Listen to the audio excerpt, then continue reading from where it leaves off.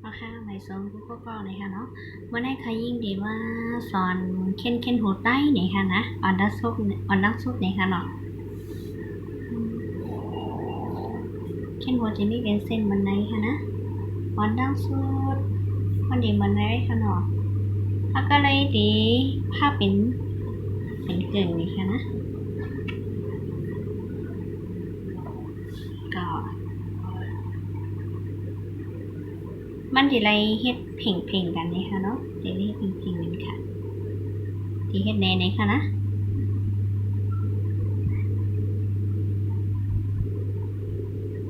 มาขอตั้งล้างได้ไหนค่ะนะข้างล้างตั้งล้างไหนค่ะ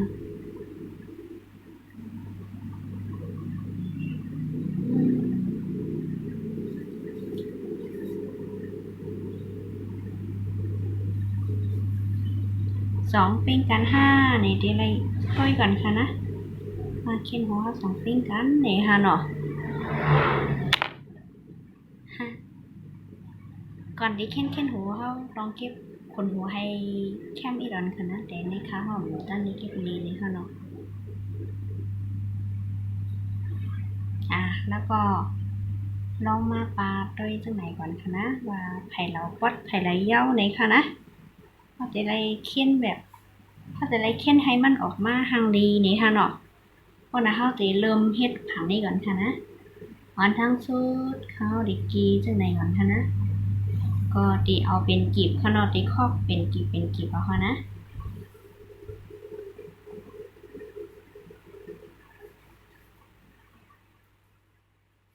อำหยาบนี่ค่ะนะ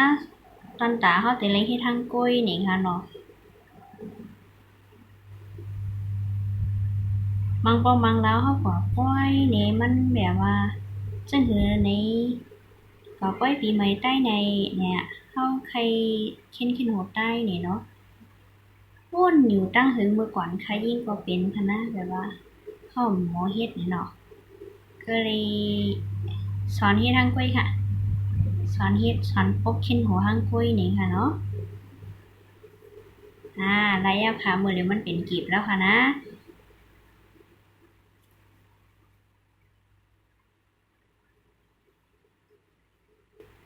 เป็นกีบยาวก็ไหน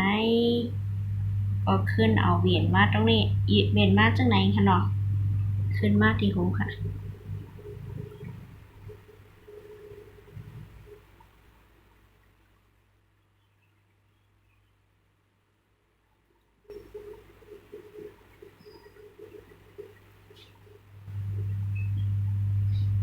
ยาก็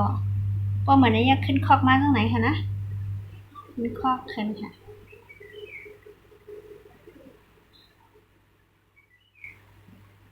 แม่กีบขึ้นก้าหมอนค่ะเนาะกีบปั๊มป้อนเล่านี่ค่ะนะป้อแข็ง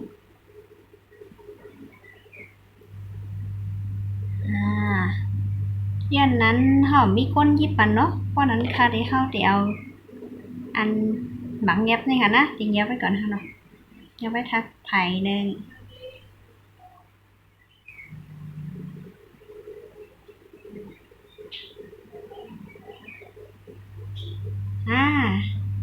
ยาวกว่ายาวผังนึงค่ะเนาะแล้วก็ติขึ้นมาให้แทงไผ่นึงค่ะจ่องเล่าค่ะเนี่ย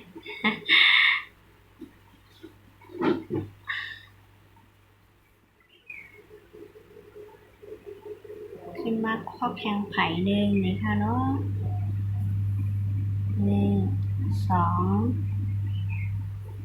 ว่าเฮ็ด7กิบก็คือ7กิบมันเหมือนกันค่ะเนาะมันก็ติเลยเพ่งๆกันในค่ะนะกิบมันค่ะนะ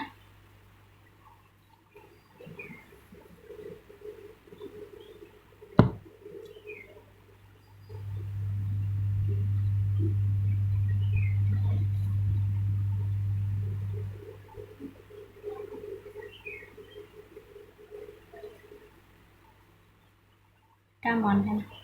ให้เหยียบไปอีกนึง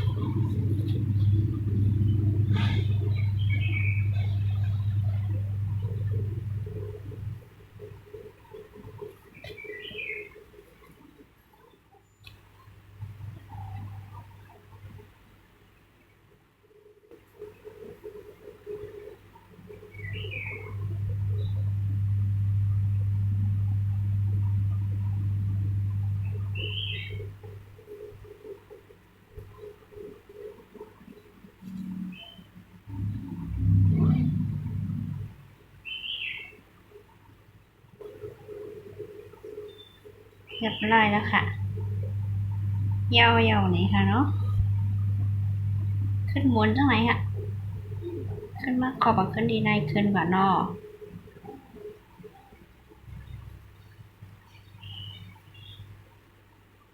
ต้องด้วยหมันจำนี่ค่ะนะ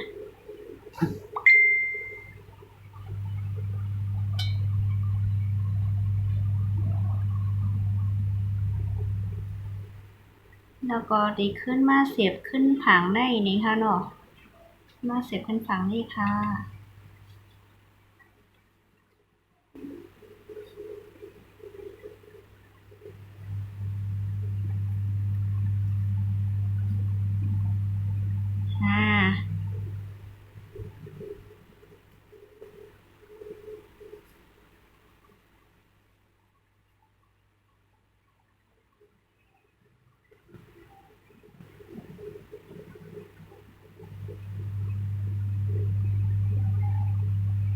เป็นคือค่ะจ่องเล่าค่ะก็ไม่ขึ้นเอาขั้นเยียบที่ในออกเขานะ